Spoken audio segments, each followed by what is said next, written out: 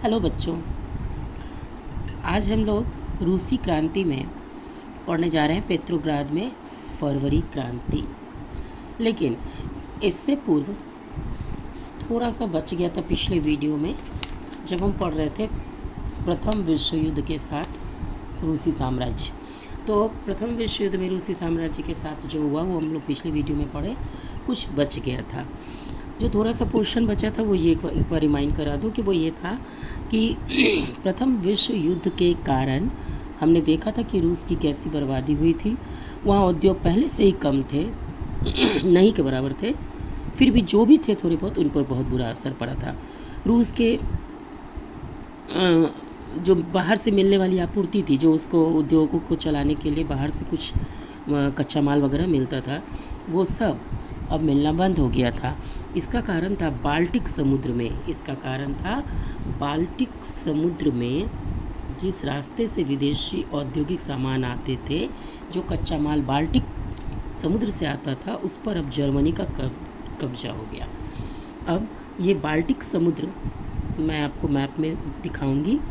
तो बाल्टिक समुद्र पर जर्मनी का कब्जा हो गया, जिसके कारण बाहर से आने वाले जो कच्चे माल थे उसके उद्योग के लिए वो आने बंद हो गए। यूरोप के बाकी के देशों के मुकाबले रूस के औद्योगिक उपकरण ज़्यादा तेज़ी से बेकार होने लगे। मतलब अब रसियन जो उद्योग के सामान थे वो बेकार होने लगे, क्योंकि उद्योगें बंद हो गई। 1916 तक रेलवे लाइनें भी टूटने लगी, जबकि जहां और सब जगह अधिक से अधिक रेलवे लाइनें बिछाई जा रही थी, रशिया में इसके अपोजिट लाइनें टूट रही थी। अच्छी सेहत वाले मर्दों को, चूँकि जो हेल्दी पुरुष थे, उन सबको युद्ध में झोंक दिया गया था रूस की तरफ से प्रथम विश्व युद्ध में। इसलिए अब देश भर में मज़दूरों की कमी पड़ने लगी थी। और ज़रूरी सामान बनाने वाली जो छोटे छोटे वर्कशॉप थे, पहले जो छोटे छोटे हमने कई बार पढ़ा कि वर्कशॉप थे जिसमें मज़दूर काम करते थे, वो भी धीरे धीरे ठप होने लगे। ज़्यादातर अनाज सैनिकों का पेट भरने के लिए, यानी सारा अनाज, हम पहले भी बताए थे आपको कि जब कोई देश युद्ध में शामिल होता है, इतने बड़े युद्ध में, तो उसको बहुत लॉस होता है खान पान या संपत्ति की। तो जितने अनाज थे वो भी चूँकि युद्ध के सैनिकों के लिए ही चले जाया करते थे, तो अब अनाज भी वहाँ मुश्किल हो गया। शहरों में रहने वालों के लिए रोटी और आटे की किल्लत होने लगी। मेनली वो लोग ब्रेड खाते हैं, उसके लिए आटा और ब्रेड, जो कि हमने देखा था फ्रांसीसी क्रांति में भी यही समस्या आई थी औरतों के समक्ष। तो 1916 की सर्दियों में रोटी की दुकानें, यानी वही ब्रेड की दुकानों पर अक्सर दंगे होने लगे, क्योंकि वहाँ रोटियाँ मिलती नहीं थी। लोगों का नाश्ता, मुख्य भोजन वही था। तो प्रथम विश्व युद्ध के ये सारे परिणाम थे जिसमें शामिल होने से रूस को इतनी मुश्किलों का सामना करना पड़ा। अब हम लोग जब प्रथम विश्व युद्ध में हम देख चुके हैं कि रूस की क्या दशा हुई, तब हम आते हैं अब है पेट्रोग्राद। आपको जहाँ तक याद होगा कि सेंट पीटर्सबर्ग का नाम बदल कर ही पेट्रोग्राद कर दिया गया था, क्योंकि वो जर्मन नेम था।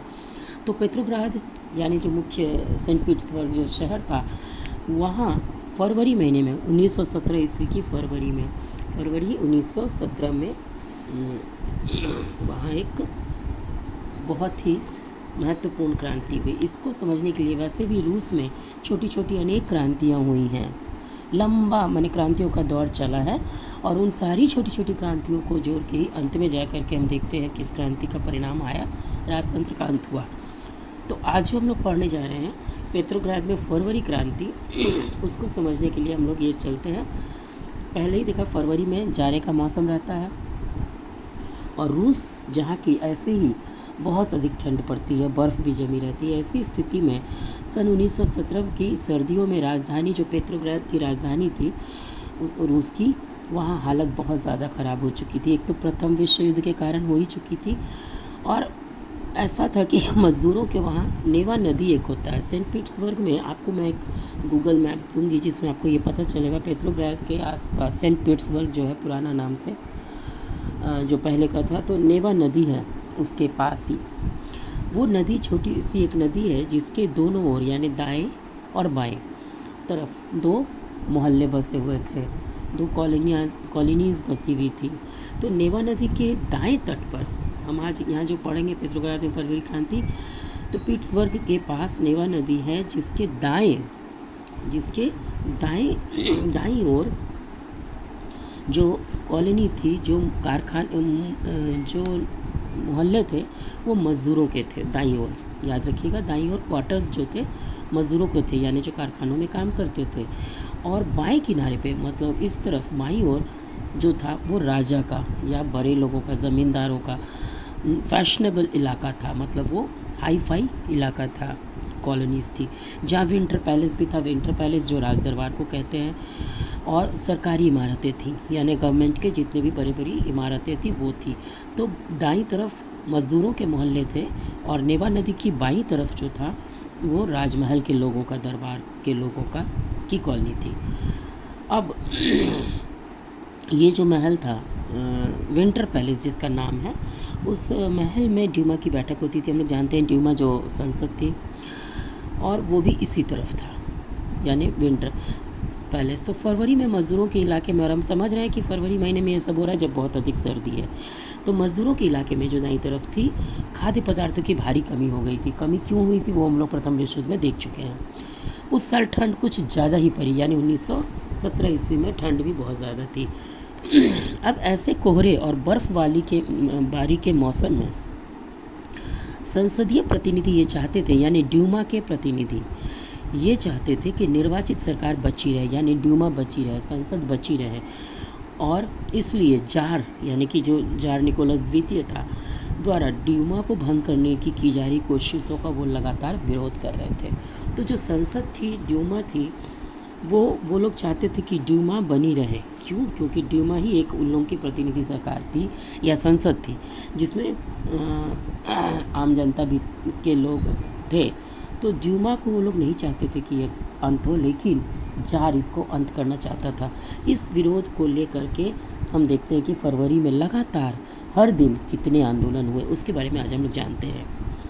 तो पहला आंदोलन हम लोग चलते हैं 22 फरवरी से।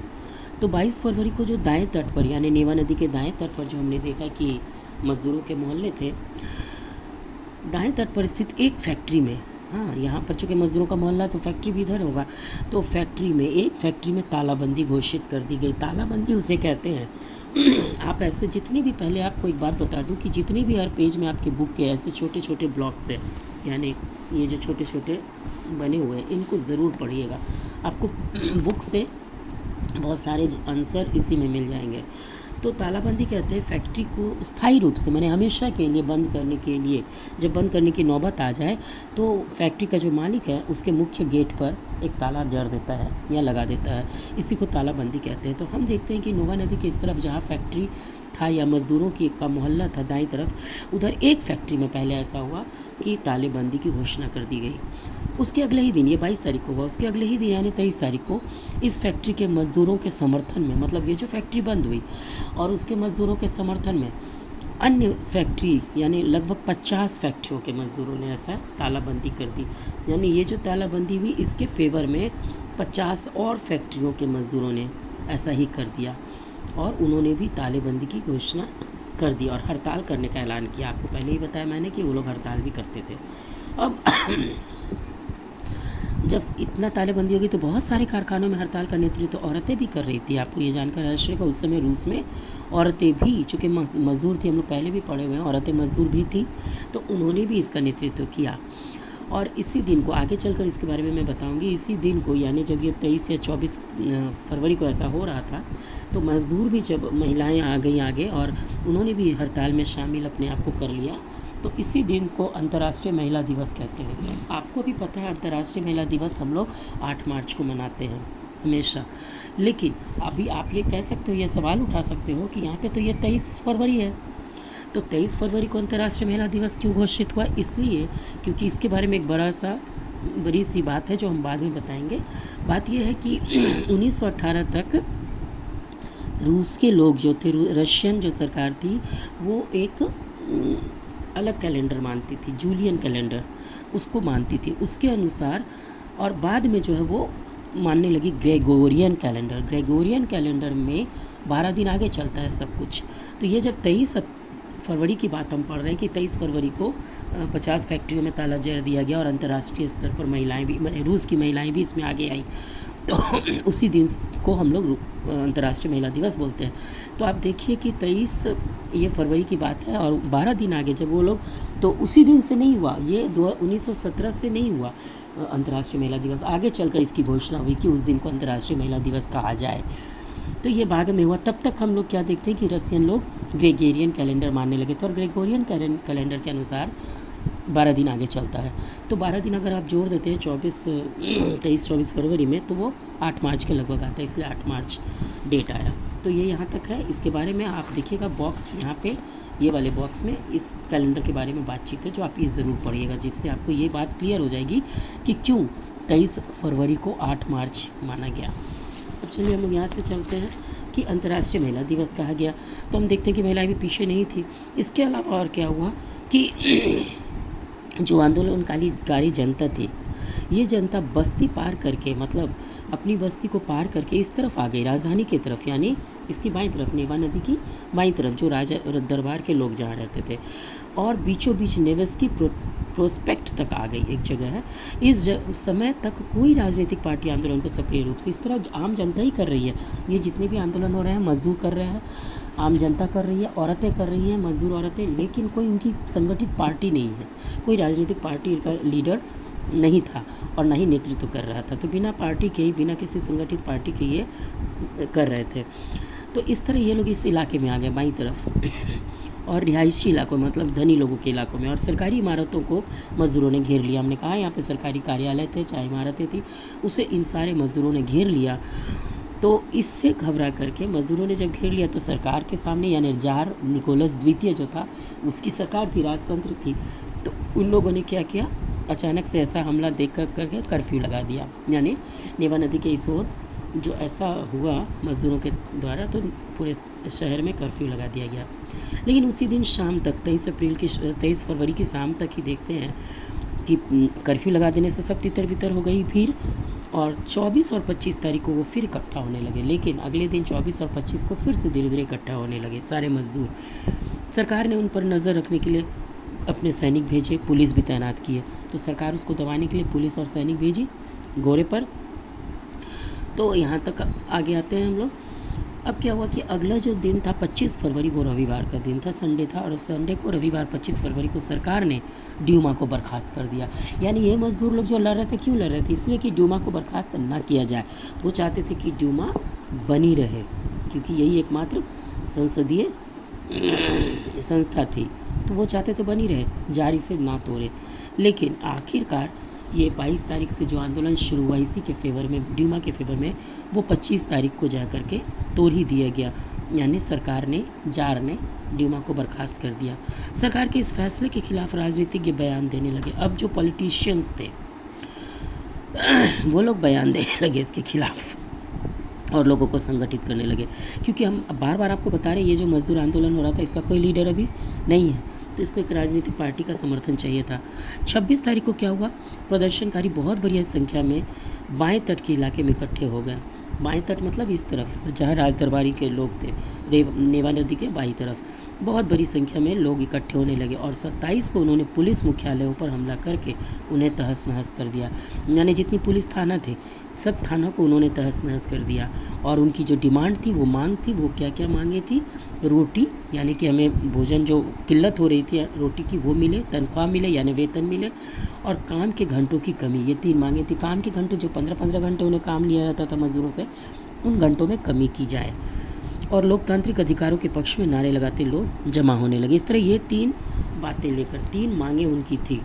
इन 3 मांगों को लेकर ये लोग कर रहे थे, रोटी, वेतन और काम के घंटों में कमी। इन 3 नारों को लेकर के वो इकट्ठे हो रहे थे 27 तारीख तक। तो ये बात है, 27 फरवरी तक। अब सरकार ने स्थिति पर नियंत्रण कायम करने के लिए एक बार फिर घुड़सवार सैनिकों को तैनात किया, क्योंकि उसके पास और कोई चारा था नहीं, राजा के पास, कि वो अपने सैनिकों या घुड़सवारों के द्वारा इसे दबाया जाए इस आंदोलन को। तो सैनिकों की जो टुकड़ियों को इस बार फिर भेजा जब सरकार ने 27 फरवरी वाले दिन के आंदोलन के बाद, तो इस बार उलट हो गया। इस बार ऐसा हुआ कि घुड़सवार सैनिकों ने ही राजा की बात नहीं मानी, और उन्होंने मजदूरों पर अटैक करने या मजदूरों पर गोली चलाने से इनकार कर दिया।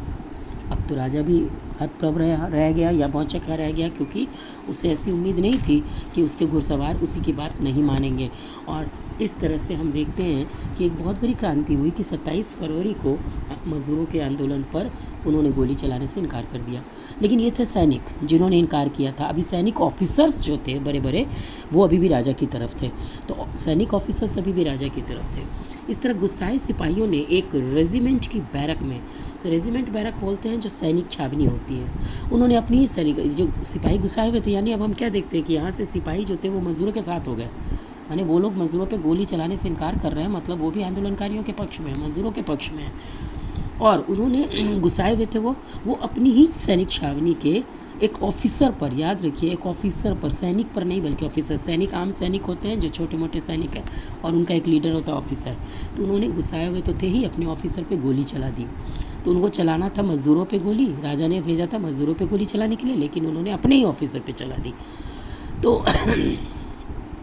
अब इसके पक्ष में 3 और रेजिमेंट, देखिए यहाँ पे ये सारी इंपॉर्टेंट बातें लिखी, बहुत इंपॉर्टेंट है ये सब। इसके पक्ष में क्या हो गया, 3 और रेजिमेंटों ने बगावत कर दी, माने हड़ताल कर दिया, विद्रोह कर दिया, और वो भी जाके मज़दूरों से मिल गई। बहुत बड़ी घटना थी कि हम देख रहे हैं अभी तक जिस रूसी क्रांति में सिर्फ मज़दूर और कामगार लोग ही शामिल थे, अब उसमें, और औरतें थी, अब उसमें सैनिक लोग भी शामिल हो गए। तो इस तरह ये जो युद्ध था, रूसी क्रांति थी, उसमें सैनिक भी शामिल हो गए हैं। उसी शाम को, यानी ये 27 फरवरी की शाम को, सिपाही और मज़दूर एक सोवियत, माने एक परिषद, एक संगठन बना लिया उन्होंने, जिसमें सिपाही भी थे और जिसमें कि हम देखते हैं कि अब कौन लोग मिल गए हैं, सिपाही प्लस मज़दूर। पहले से मज़दूर आंदोलन तो चल ही रहा था, इन दोनों ने मिलकर अपना एक सोवियत बना लिया। सोवियत मैंने आपको बार बार बताया, संगठन, यानी रूसियों का एक संगठन, अपने लोकल लोगों को मिलाकर उन्होंने अपना एक संगठन बनाया, जिसे परिषद कहते हैं या सोवियत कहते हैं, उनकी रूसी भाषा में इसे सोवियत कहते हैं। तो अभी तक ये मज़दूरों तक ही था सीमित, लेकिन अब इसमें सिपाही भी शामिल हो गए। और उसी इमारत में, वो जहाँ ड्यूमा की बैठक हुआ करती थी, वहीं पर ये लोग इकट्ठे हो गए और यहाँ से पेट्रोग्राद सोवियत का जन्म हुआ। और इस तरह से ये जो सोवियत था, इसको पेट्रोग्राद सोवियत कहते हैं, पेट्रोग्राद सोवियत, क्योंकि ये पेट्रोग्राद में बना। और हम देखते हैं कि पेट्रोग्राद सोवियत जो था वो सैनिक भी इसमें शामिल हो गए। अगला दिन यानी 28 फरवरी, अगले दिन एक प्रतिनिधिमंडल जार से मिलने गया। अब जब देख लिया जार ने, उसके हाथ में कुछ नहीं रहा, सारे सैनिक मिल गए मज़दूरों से, सिर्फ सैनिक ऑफिसर रह गया जो जार के पक्ष में थे। तो एक प्रतिनिधिमंडल जार से मिलने गया और सैनिक कमांडरों ने उन्हें सलाह दी, क्योंकि सारे ऑफिसर गए थे मिलने। कौन गया था, सैनिक ऑफिसर ही गए थे, क्योंकि बचे गए ऑफिसर ही।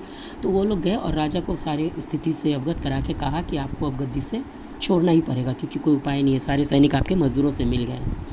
तो राजगद्दी छोड़ने की बात की कमांडरों ने, यानी ऑफिसरों ने। राजा भी क्या करता, उसने कमांडरों की बात मान ली, और इस तरह अब आ गया है 2 मार्च। 2 मार्च को उसे गद्दी छोड़नी पड़ी। याद रखिए 2 मार्च को राजा ने गद्दी छोड़ दी। 2 मार्च को, 2 मार्च को राजा ने गद्दी छोड़ दी, जार ने। तो जारशाही खत्म हो गया, खत्म हो गया 2 मार्च 1917 को। तो 2 मार्च 1900, लेकिन अभी क्रांति खत्म नहीं हुई है, क्योंकि अभी क्रांति बहुत दिन आगे भी, क्योंकि अभी राजा ही सिर्फ गद्दी से हटा है। अभी बहुत सारे अंदरूनी मामले हैं जिसको सलटना था, जिसको सुलझाना था। तो इस तरह हम देखते हैं कि 2 मार्च को राजा जार निकोलस द्वितीय गद्दी छोड़कर चला जाता है। सोवियत, अब क्या है कि सोवियत यानी जो लोग का अपना लोकल संगठन है, और ड्यूमा के नेताओं ने देश को चलाने के लिए एक अंतरिम सरकार बना ली। अब जब राजा हट गया, यानी राजतंत्र चला गया, तो किन लोगों ने मिलकर, जो सोवियत था, मतलब पहले से जो कई संगठन है मज़दूरों के, सिपाहियों के, वो, और ड्यूमा के जो सदस्य थे, यानी संसद जो ड्यूमा थी उसके सदस्यों ने मिलकर एक अंतरिम सरकार बनाई। अंतरिम सरकार उसे कहते हैं जो अस्थायी सरकार होती है, जिसको इंटरिम गवर्नमेंट कहते हैं। ये अस्थायी सरकार होती है, यानी तब तक के लिए बनाई जाती है जब तक कि कोई ठोस मजबूत सरकार ना बन जाए या कोई स्थायी सरकार ना बन जाए। तो कामकाजी सरकार, एक काम चलाने के लिए काम चलाऊ सरकार बनाई गई, जिसमें कौन 2 लोग मिल के बनाए, इस सरकार को किस 2 लोगों ने मिलकर बनाया, एक सोवियत, मतलब जो उन लोगों का संगठन था, एक सोवियत लोगों ने मिलकर, सोवियत माने संगठन जो मज़दूरों का था, और दूसरा जो ड्यूमा के लोग थे, ड्यूमा के सदस्य। और ड्यूमा के सदस्य बड़े बड़े लोग थे, जैसे भूस्वामी लोग थे। तो इन दोनों ने मिलकर एक अंतरिम सरकार बना ली। अब देखिए कि इस अंतरिम सरकार ने ये निर्णय लिया कि हम लोग का एक अपना संविधान सभा होगा। हाँ, अंतरिम सरकार ने ये निर्णय ली कि मेरा एक संविधान सभा होगा। ये संविधान सभा कैसे बनेगा? सार्वभौमिक वयस्क मताधिकार द्वारा। सार्वभौमिक वयस्क मताधिकार का मतलब है कि जितने वयस्क लोग हैं वो लोग मत देंगे, वोट देंगे और तब चुन करके संविधान सभा के लोग आएंगे। इस तरह से अंतरिम सरकार बनी।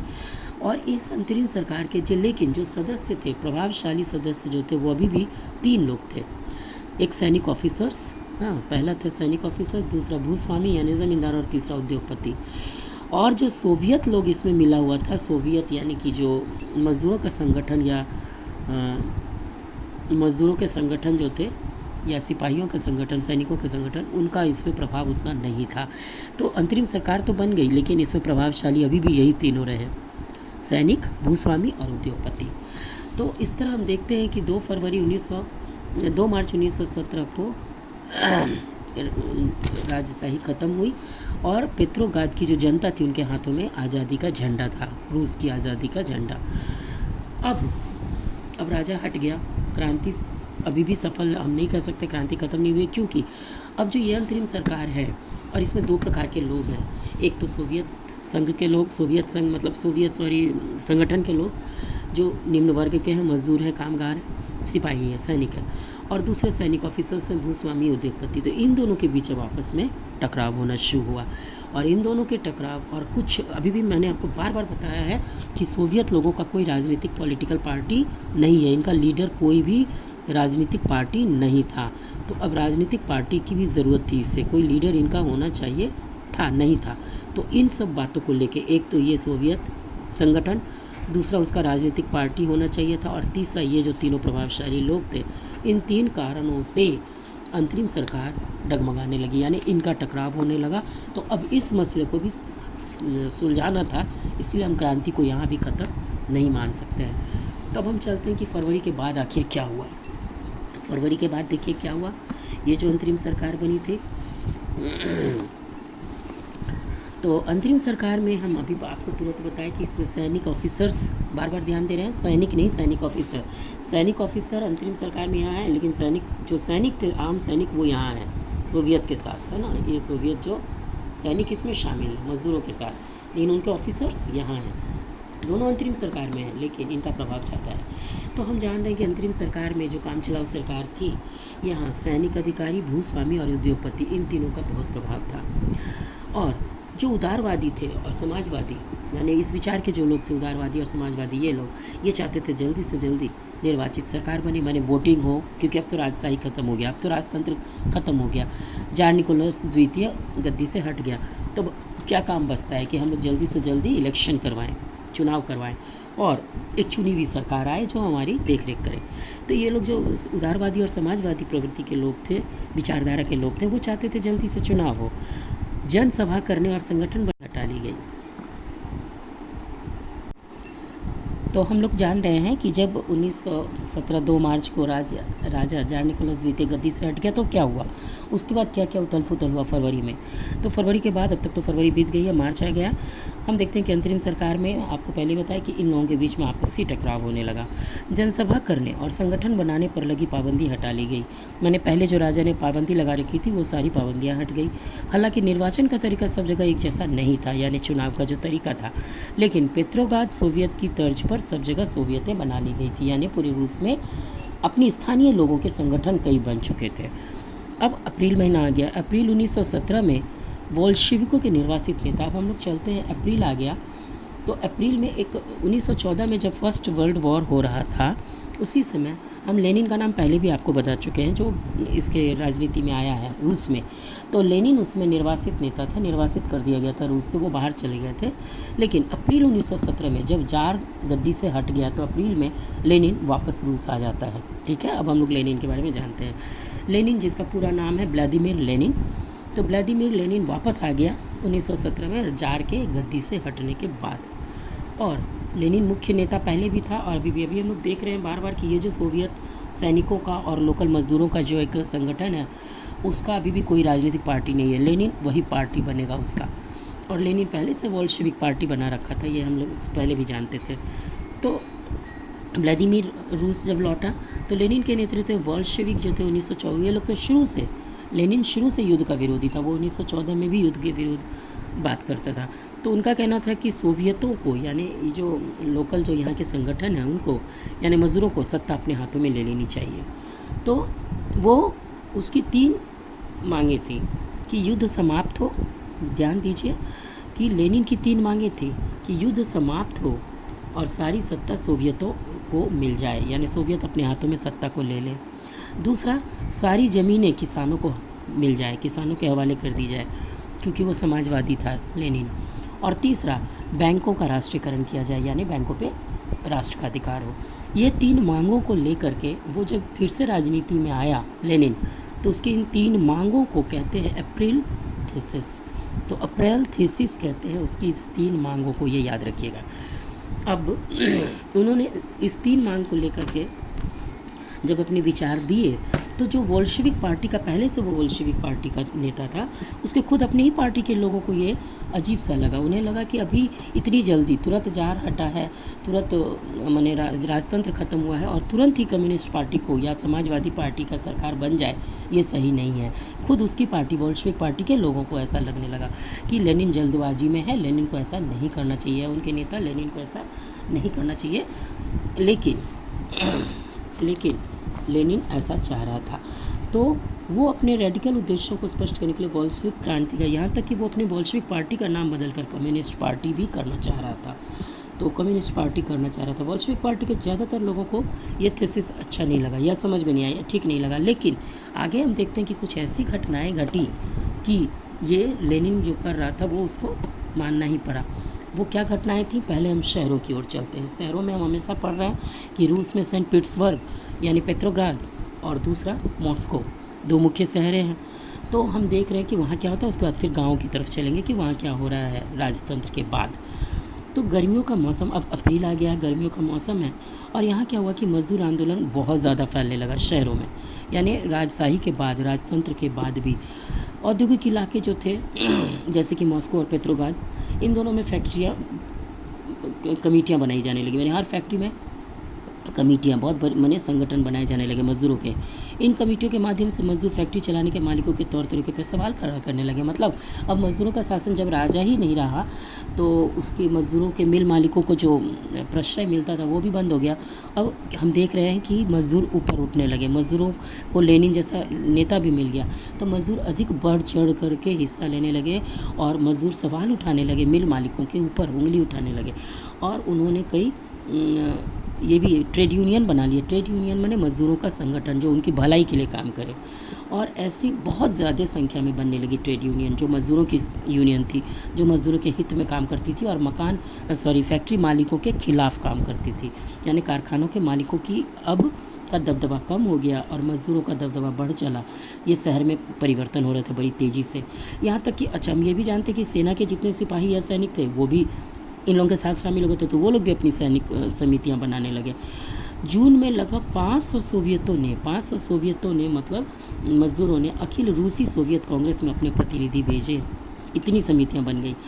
और जैसे जैसे अंतरिम सरकार, अभी भी सरकार कौन चला रहा है, अंतरिम सरकार की ताकत कमज़ोर होने लगी। इससे क्या हुआ, मज़दूरों की शक्ति बढ़ने लगी और अंतरिम सरकार की ताकत कमज़ोर होने लगी और बोल्शेविकों का प्रभाव बढ़ने लगा लेनिन के नेतृत्व में, क्योंकि अब लेनिन जैसा नेता मिल गया था उन्हें। अब सरकार असंतोष को दबाने के लिए सख्त कदम उठाने, अंतरिम सरकार के पास कुछ रहा नहीं। अंतरिम सरकार में कौन थे, सैनिक ऑफिसर्स थे जो थोड़े ही से थे संख्या में, थोड़े से भूस्वामी थे और उद्योगपति, ये लोग की संख्या कम थी, मज़दूरों की संख्या बहुत थी। तो जब मज़दूर मजबूत होने लगे तो इन लोगों के समक्ष एक ही था कि वो दबाएं इनके आंदोलन को। तो सरकार ने क्या किया, अंतरिम सरकार ने फैक्ट्रियां चलाने के मज़दूरों द्वारा की जा रही कोशिशों को रोकने लगे और मज़दूरों के नेताओं को गिरफ्तार करना शुरू किया, जैसे लेनिन जैसे नेताओं को। अब जुलाई आ गई, अप्रैल के बाद मई, जून, जुलाई 1917 में बोल्शेविकों द्वारा आयोजित किए गए विशाल प्रदर्शनों का भारी दमन किया गया। इस तरह जहाँ जहाँ भी ये मज़दूर लेनिन के नेतृत्व में कुछ बैठक करते थे या महासभा करते थे, उसको कुचल दिया जाता था सरकार, अंतरिम सरकार की ओर से। तो ये तो शहरों का हाल था। अब हम चलते हैं, देखते हैं गांव में क्या हाल था। गांव में तो किसान थे, याद है कि गांव में किसान थे, शहरों में मजदूर थे। तो गांव के जो किसान थे वो भी यही सब कर रहे थे, वो भी समाजवादी क्रांतिकारी के नेता वो भी भूमि अपनी मांग कर रहे थे कि सभी ज़मीनों पर हमारा अधिकार हो, क्योंकि अब राजतंत्र खत्म हो चुका था। तो इस काम के लिए कई जिस तरह से शहरों में मजदूरों की समितियां बन रही थी, सिपाहियों की समितियां बन रही थी, उसी तरह गांव में किसानों की समितियां बन रही थी, यानी वहाँ भी किसान ज़्यादा पावरफुल हो रहे थे।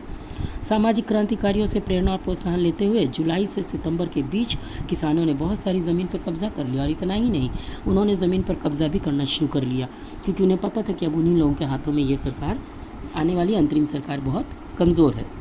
इस तरह हम देखते हैं कि शहरों और गाँवों में एक और आंदोलन चल पड़ा। भले राजतंत्र का अंत हो गया 2 मार्च को, 4 का शासन खत्म हो गया, लेकिन रूस में शांति अभी भी नहीं आई थी। तब तक में अक्टूबर आ गया, ठीक है। अब हम लोग देखते हैं कि अक्टूबर में क्या हुआ। अक्टूबर 1917 की क्रांति, यानी अक्टूबर में आते आते क्रांति फिर हो गई, क्योंकि अब आपस में इन लोगों का माने किन लोगों के बीच, अंतरिम सरकार के बड़े लोगों के बीच और इन सोवियत सैनिकों, मजदूरों और किसानों के गुट के बीच, तो इन दोनों के बीच हो गया। तो जैसे जैसे अंतरिम सरकार, जो मतलब सैनिक अफसर जिसमें थे भूस्वामी वो लोग, और बोल्शेविकों के बीच टकराव बढ़ता गया। तो हम क्या देखते हैं, किन दोनों के बीच टकराव बढ़ रहा है।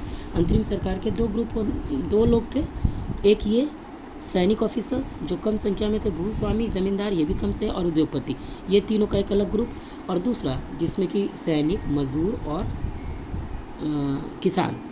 तो इन दोनों का जो आपसी टकराव जब बहुत बढ़ने लगा तो एक फिर आंदोलन हो गया, जिसको अक्टूबर क्रांति कहते हैं।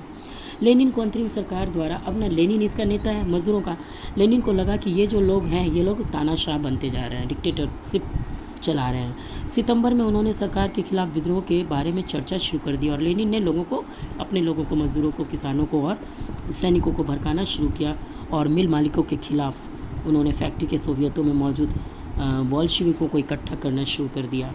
16 अक्टूबर 1917 को लेनिन ने पेट्रोग्राड, है ना, पेट्रोग्राड सोवियत जो पार्टी थी उनकी, पेट्रोग्राड सोवियत और बोल्शेविक पार्टी को सत्ता के पर कब्जा जमाने के लिए राजी कर लिया। इस तरह लेनिन ने किस किस को मना लिया, अभी तुरंत हमने आपको बताया था यहाँ पे, सोवियत, पेट्रोग्राड सोवियत, है ना। पेट्रोग्राड सोवियत में कौन कौन थे, सिपाही और मजदूर, और दूसरा है बोल्शेविक पार्टी जिसमें किसान भी हैं। तो इन जो उसकी अपनी पार्टी थी लेनिन की, इन दोनों को उन्होंने मना लिया, राज़ी कर लिया। किस बात के लिए, कि सत्ता पे तुम लोग अधिकार कर लो, यानी अंतरिम सरकार को हटा दो और पूरी सत्ता तुम लोग अपने हाथों में ले लो। लेनिन इस बात के लिए राज़ी कर दिया। सत्ता पे कब्जे के लिए, अब चूँकि लेनिन तो बोल्शेविक पार्टी का नेता था, इन लोगों का नेता अभी कोई था नहीं, पेट्रोग्राड सोवियत लोगों का, तो इसका नेता बनाने के लिए उसने एक और आदमी को हायर किया जिसका नाम है ट्राटस्की। तो लियोन ट्राटस्की नाम है, ठीक है। एक दूसरा व्यक्ति आता है जिसका नाम है ट्राटस्की, लियोन ट्राटस्की, इसके बारे में हम लोग और आगे पढ़ेंगे। ये दूसरे लोगों का, बोल्शेविकों का लेनिन था, और जो बाकी थे ये जो जिसमें सिपाही थे, किसान थे, इन लोगों का भी एक नेता हो गया, और मजदूर थे, इन लोगों का नेता बन गया ट्राटस्की। तो इस तरह 2 नेता आ गए, और उन्होंने ट्राटस्की को के नेतृत्व में सोवियत की ओर से एक सैनिक क्रांतिकारी समिति का गठन किया।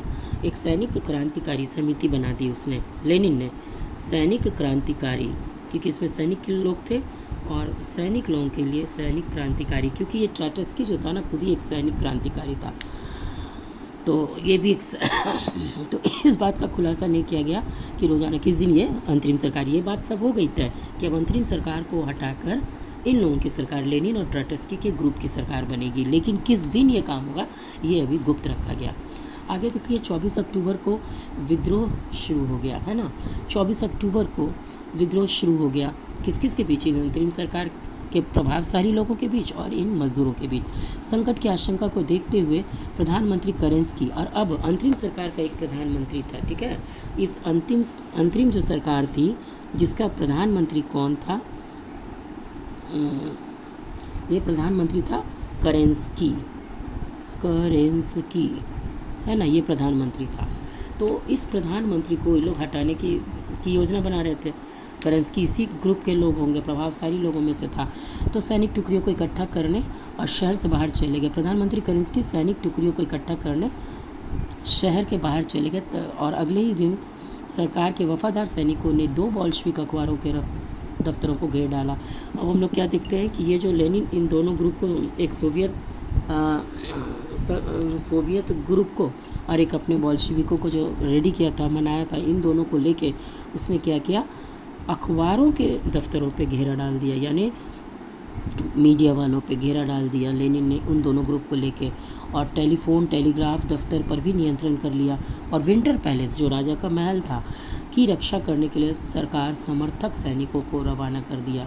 पलक झपकते ही हम देखते हैं कि क्रांतिकारी समिति ने भी अपने समर्थकों को आदेश दे दिया कि सरकारी कार्यालयों पर कब्जा कर लें।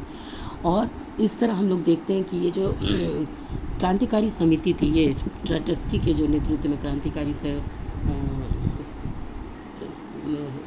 ग्रुप था, और उसने भी ये आज्ञा दे दी अपने सैनिकों को, अपने लोगों को, कि समर्थकों को, कि सरकारी कार्यालयों पर कब्जा कर ले, माने अंतरिम सरकार के जो कार्यालय हैं उस पर कब्जा कर ले और मंत्रियों को गिरफ्तार कर ले। उसी दिन अरोरा नामक युद्धपोत ने विंटर पैलेस पर बमबारी भी शुरू कर दी। और एक युद्धपोत है, चूँकि वहाँ पे छोटी सी नदी है, नेवा नदी, तो नेवा नदी में आकर, आपको पता है नेवा नदी के दोनों ओर 2 कॉलोनीज़ हैं, तो नेवा नदी पर में कई युद्धपोत आ गए, जिसमें कि अरोरा, ये है अरोरा युद्धपोत। हाँ, ये युद्धपोत के द्वारा और भी कई युद्धपोत आ गए, इनके द्वारा बमबारी शुरू कर दी गई। कहाँ पे शुरू करिए बमबारी? विंटर पैलेस पर शुरू हो गया, यानी महल पे। अन्य युद्धपोतों ने नेवा के रास्ते से आगे बढ़ते हुए विभिन्न सैनिक ठिकानों को अपने नियंत्रण में ले लिया। और शाम ढलते ढलते क्रांतिकारी समिति के नियंत्रण में आ चुका था पूरा शहर। कौन शहर? ये सब कुछ कहाँ पे हो रहा है? ये सब कुछ पेट्रोग्राद में हो रहा है। तो पेट्रोग्राद शाम ढलते ढलते, उसी मैंने 24 अक्टूबर के शाम की बात है, पेट्रोग्राद पर अधिकार हो गया किनका? सैनिक ठिकानों, ये ट्रेटस्की के लोगों का, ट्रेटस्की के पार्टी का, इनका ट्रेटस्की की पार्टी का हो गया अधिकार। और हम इस तरह देखते हैं कि मंत्रियों को आत्मसमर्पण करना पड़ा। ये जो अंतरिम सरकार के मंत्रीगण थे, बड़े बड़े जो पोस्ट पर थे, चाहे बड़े प्रभावशाली लोग थे, ऊँचे लोग, उन लोगों को, वही लोग मंत्री थे, उन लोगों को आत्मसमर्पण करना पड़ा। और पेट्रोग्राद में, इस तरह पेट्रोग्राद में ये सब हो रहा था। मैं अखिल रूसी, याद रखिए, पेट्रोग्राद में अब क्या हुआ? पेट्रोग्राद में अखिल रूसी सोवियत कांग्रेस, है ना, ये कांग्रेस देखिए यहाँ पे है। तो पेट्रोग्राद में अखिल रूसी सोवियत कांग्रेस की बैठक हुई, जिसमें बहुमत ने बोल्शेविकों की कार्रवाई का समर्थन किया, क्योंकि ये दोनों तो एक ही थे। तो बोल्शेविकों की, यानी लेनिन के समर्थक थे ये लोग। अन्य शहरों में भी बगावतें होने लगी, माने विद्रोह। इसको देखा देखी, पेट्रोग्राद को देखा देखी अन्य शहरों में भी होने लगे ऐसे बगावत, और दोनों तरफ से जमकर गोलीबारी हुई, खास तौर पर मॉस्को में, क्योंकि मॉस्को एक दूसरा बड़ा शहर था। लेकिन दिसंबर तक, और ये खिंचते खिंचते अक्टूबर से दिसंबर तक आ गया, मॉस्को पेट्रोग्राद इलाके पर बोल्शेविकों का नियंत्रण स्थापित हो गया। और दिसंबर आते आते हम देखते हैं कि दिसंबर 1917 आते आते पूरे दोनों शहरों पर, ये दोनों बड़े बड़े शहर थे, मॉस्को और पेट्रोग्राद, इन दोनों ही बड़े बड़े शहरों पर किसका अधिकार हो गया? लेनिन के पार्टी बोल्शेविकों का, और वो भी था बोल्शेविकों का। हाँ, तो मॉस्को पेट्रोग्राद में दिसंबर के आते आते लेनिन के पार्टी का हो गया अधिकार। तो आज हम लोग यहीं तक पढ़ते हैं। इसके अलावा आपको एक बहुत इंपॉर्टेंट बात कि आप ये सारे बॉक्स ज़रूर पढ़िए, जिसमें कैलेंडर वाली बात मैंने बताई थी, कुछ महत्वपूर्ण तिथियाँ हैं इस वाले बॉक्स में, ये भी बहुत ज़रूरी है। और ये नए शब्द जैसे कि कॉमिनटर्न क्या होता है? तो कम्युनिस्ट पार्टी को की एक अंतर्राष्ट्रीय संस्था है जिसे कॉमिनटर्न कहते हैं। आगे हम लोग दूसरे दिन पढ़ेंगे अगले वीडियो में। तो आज यहाँ तक, थैंक यू।